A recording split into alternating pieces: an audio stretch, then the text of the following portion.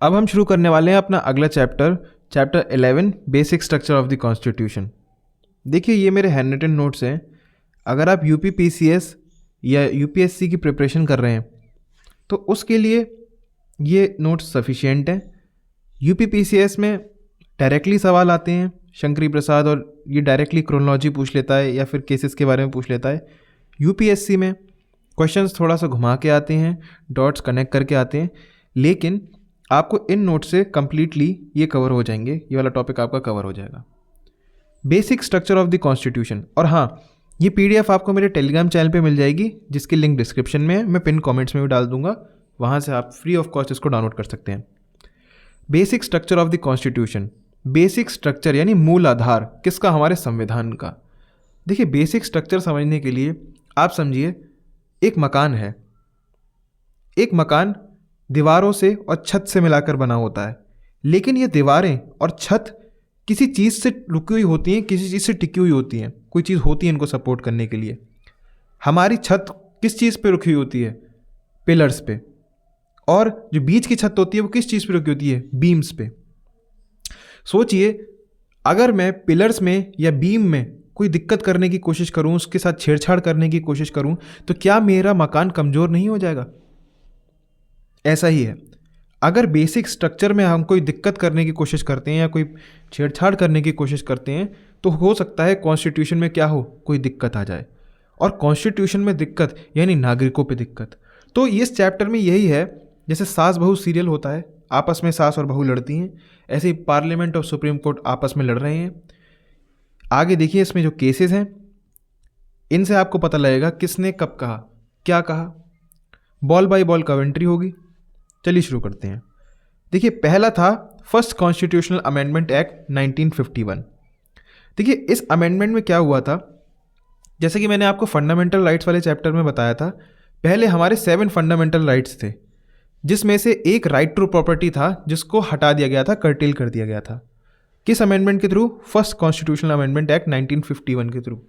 तो देखिए fundamental right को क्या करा गया? हटा दिया गया। तो शंकरी प्रसाद केस में 1951 में सुप्रीम कोर्ट कहता है कि पार्लियामेंट के पास ताकत है, वो किसी भी फंडामेंटल राइट को क्या कर सकती है? हटा सकती है। ठीक है, ये बात तो कह दी सुप्रीम कोर्ट ने शंकरी प्रसाद केस में, लेकिन उसी के बाद गोलकनाथ केस में सुप्रीम कोर्ट पलट जाता है अपनी बातों से, एकदम वक्त बदल देता है, जज्बात बदल देता है। सुप्रीम कोर्ट कहता है कि पार्लियामेंट के पास फंडामेंटल राइट्स को हटाने की ताकत अब नहीं है, क्योंकि फंडामेंटल राइट्स क्या हैं? ट्रांसेंडेंटल हैं, यानी कि हमारी सोच के परे हैं, और इम्यूटेबल हैं यानी अडिग हैं। अगर इसमें बदलाव करने की कोशिश की भी जाती है तो फिर उस अमेंडमेंट को नल एंड वॉइड घोषित कर दिया जाएगा। नल एंड वॉइड का मतलब समझते हैं? मतलब खाली, जीरो, उसकी कोई वैल्यू नहीं, कोई औकात नहीं है।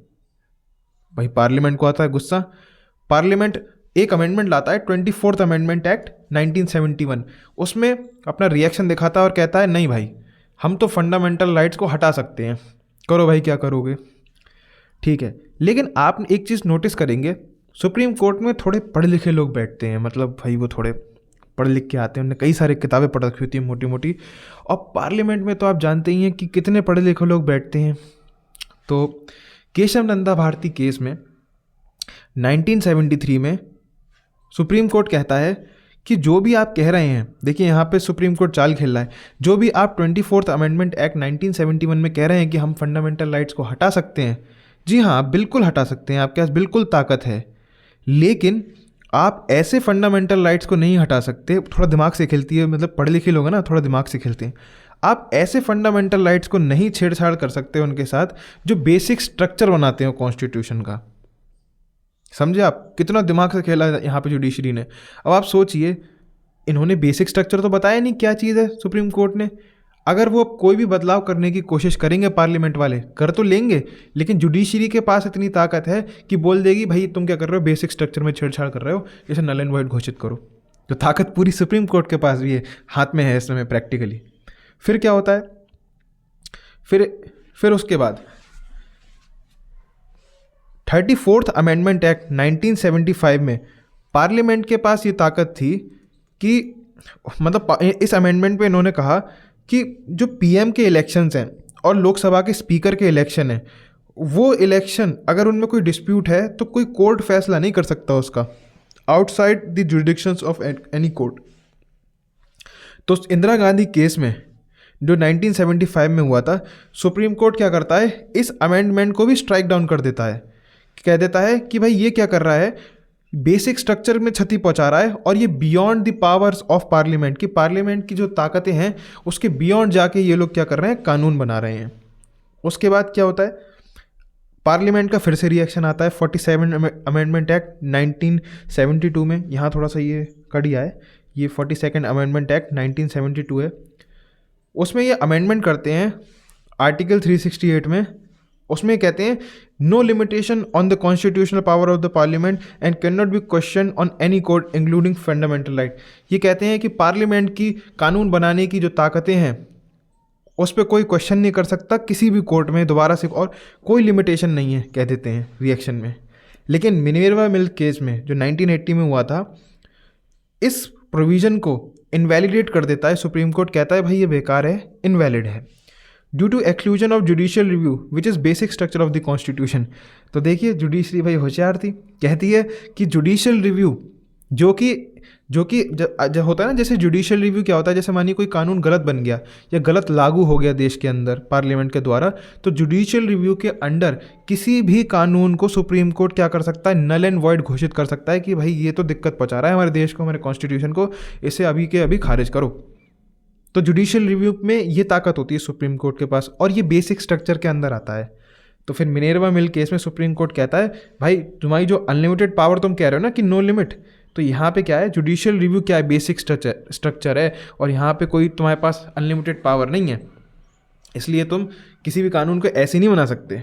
Parliament has limited amending power, parliament के पास लिमिटेड अमेंडिंग पावर्स हैं बदलाव करने की, under that can not enlarge to absolute power, और इसके अंतर्गत ये एब्सोल्यूट पावर नहीं बन सकता, इतनी ताकत नहीं बढ़ा सकते आप कि अपने आप को ही एक दिन देश का पूरा राजा घोषित कर दो और सब कुछ आपके ही हाथों होगा। Can not destroy basic structure, और बेसिक स्ट्रक्चर को डिस्ट्रॉय नहीं कर सकता। अब देखिए ये चैप्टर इतना सही था, कंप्लीट हो गया, बहुत शॉर्ट सा चैप्टर था, यही कहानी थी, बॉल बाय बॉल कमेंट्री थी, है ना। अब आप देख लीजिए कि बेसिक स्ट्रक्चर के कंपोनेंट्स क्या होते हैं। देखिए supremacy of constitution, sovereign democratic Republican nature of the Indian polity, secular character of the constitution, separation of powers between legislature, executive and the judiciary, federal character of the constitution, unity and integrity of nation, welfare state socio economic justice, judicial review, freedom and dignity of individual, parliamentary system, rule of law, harmony and balance between fundamental right and DPSP, principle of equality, free and fair election, independent of judiciary, limited powers of parliament to amend the constitution, effective access to justice, principle of essence underlying fundamental rights, power of Supreme Court under Article 32, 136, 141 and 142, power of High Court under Article 226 and 227। तो ये सब क्या है, basic structure. देखिए question क्या होता है, UPSC कभी कभार घुमा के पूछता है, तो यहाँ से एक बार आप इसका आइडिया ले लीजिएगा। जितने भी ये 20 प्रोविज़न दे रखे हैं जो बेसिक स्ट्रक्चर के पार्ट हैं, इनको आपको पता होना चाहिए, क्योंकि डॉट कनेक्ट करके क्वेश्चन आता है।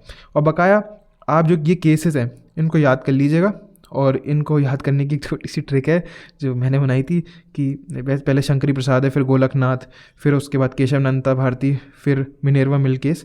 तो इसको याद करने के लिए मैंने ट्रिक बनाई थी, सिंपल गर्ल करे मैरिज। तो आप चाहें तो नोट कर लीजिएगा इसको। और इतना सा लेक्चर था, और वीडियो पसंद आया तो वीडियो को लाइक कीजिएगा, चैनल को सब्सक्राइब कीजिए, अपने दोस्तों के साथ शेयर कीजिए। फिर मिलते हैं अगली बार। Thanks for watching.